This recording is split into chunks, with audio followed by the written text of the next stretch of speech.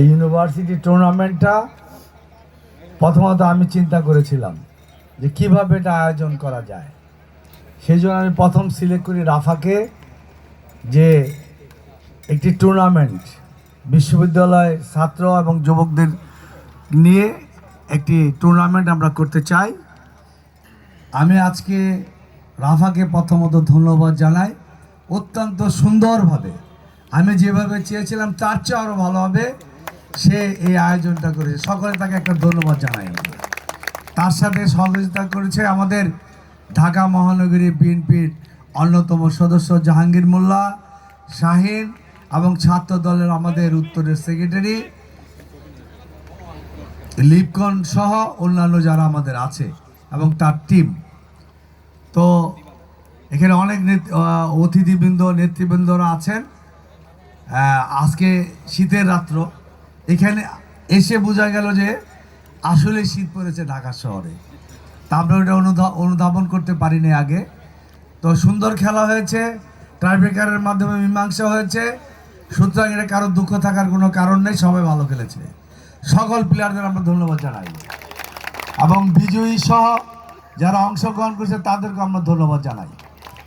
তো বিজয়ীদের আমি অভিনন্দন জানাই এবং অংশগ্রহণকারী সকলকে আমরা অভিনন্দন জানাই। আসলে আমাদের সমাজে, যুব সমাজের জন্য যে এই যে মাদক থেকে মুক্ত রাখার জন্য, খারাপ কাজ থেকে মুক্ত রাখার জন্য যে খেলাধুলা এবং একটা মুক্ত পরিবেশে বসে কথা বলার একটা ব্যবস্থাপনা আমাদের করে দিতে হবে। আগামী দিনে ইনশাল্লাহ এমনিভাবে টুর্নামেন্ট সহ অন্যান্য খেলাধুলায় যাতে আমাদের যুব সমাজ, বিশেষ করে ঢাকা 11 আসনে তারা অংশগ্রহণ করতে পারে এবং সময় ব্যয় করতে পারে, সেই জন্য আমার পক্ষ থেকে আমি যথাযথ ব্যবস্থা গ্রহণ করব ইনশাআল্লাহ। সর্বোপরি আমরা একটা ভালো পরিবেশ সৃষ্টি করতে চাই। যুব সমাজটাই আমাদের দেশের সম্পদ, জাতির সম্পদ। এবং বিগত এই স্বৈরাচার বিরোধী গণ অভ্যুত্থানে সবচেয়ে বড় বলিষ্ঠ ভূমিকা নেতৃত্বের আসনে ছিল আমাদের ছাত্র যুবক, তারাই। সুতরাং তাদেরকে আমাদের আগামী দিনে সুস্থ রাখতে হলে, সঠিক পথে ফিরিয়ে আনতে হলে আমাদের তাদেরকে কিছু সুযোগ সৃষ্টি করে দিতে হবে।